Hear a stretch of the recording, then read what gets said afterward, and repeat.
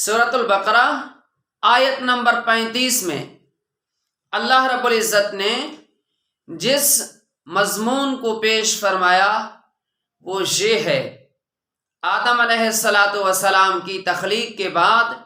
جب اس کو جس جگہ کے اوپر ٹھہرایا، فرمایا کہ جنت کے اندر ٹھہرا کر اللہ رب العزت نے حکم دیا، فرمایا کہ آدم آپ اور آپ کی بیوی اب اس جنت میں ٹھہریں، یہی آپ کا ٹھکانہ ہے، لہٰذا جنت کی نعمتیں کھائیں پئیں استعمال کریں،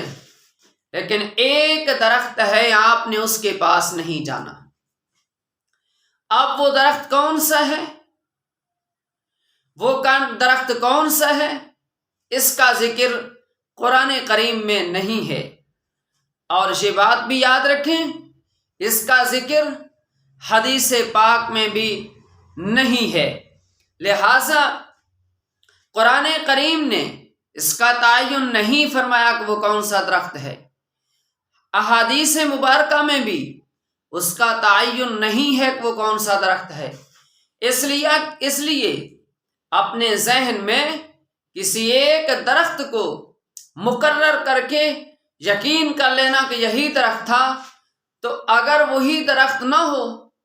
جبکہ قرآن نہیں بتا رہا، احادیث نبوی میں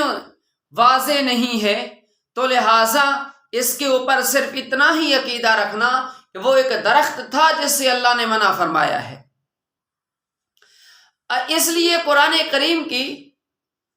اسی آیت کے ذیل میں جہاں حضرت آدم علیہ السلام کو ٹھہرایا گیا، دوسری آیت میں ایک اور مقام پہ سورۃ الفجر میں قرآن کریم کا اس حکم کو ارشاد باری تعالی ہے، ارجعی الی ربک راضیۃ مرضیہ فادخلی فی عبادی وادخلی جنتی، کہ لوٹو بندو اپنے رب کی طرف اور داخل ہو جاؤ۔ لوٹو تو لوٹا وہاں جاتا ہے جہاں سے پہلے انسان چلا جاتے، پھر دوبارہ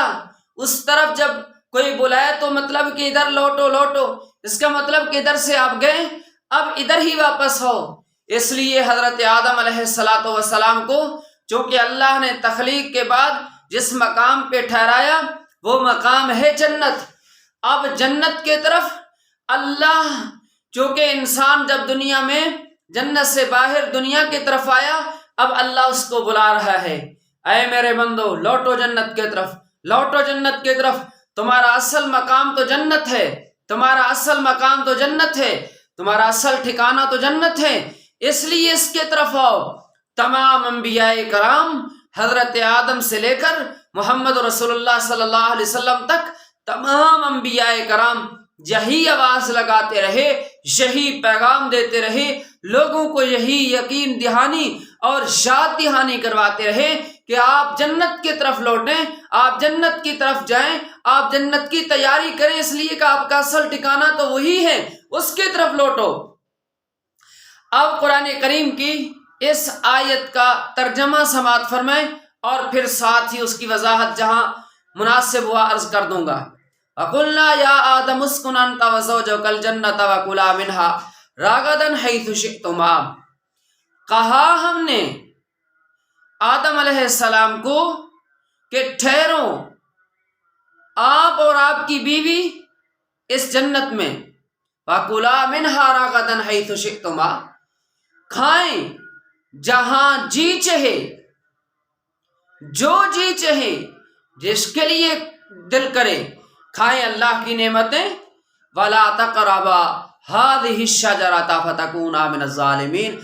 نہ جانا اس درخت کے قریب۔ اب وہ کون سا درخت ہے؟ پہلے میں عرض کر چکا ہوں اس کا تعین قرآن کریم کی آیت میں نہیں ہے،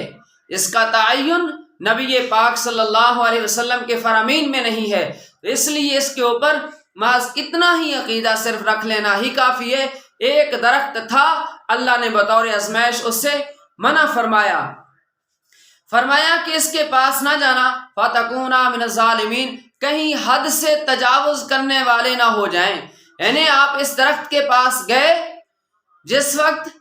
اس کو استعمال کریں گے تو صاف ظاہر ہے کہ اس سے تو اللہ آپ کو منع کر رہے ہیں، کہیں اس حد کو توڑنے والے نہ بن جائیں، اللہ کے اس حکم کے اوپر آپ نے پورا رہنا ہے، اس درخت کے پاس نہیں جانا۔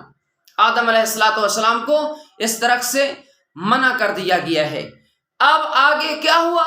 اگلی آیت نمبر 36 میں اسی مضمون کو پیش کیا جا رہا ہے کہ آدم علیہ السلام کو جس درخت جس پھل سے منع فرما دیا گیا، اب کیسے اس پھل کو استعمال کیا؟ اگلی آیت نمبر 36 کے اندر اسی مضمون کو پیش کیا گیا ہے۔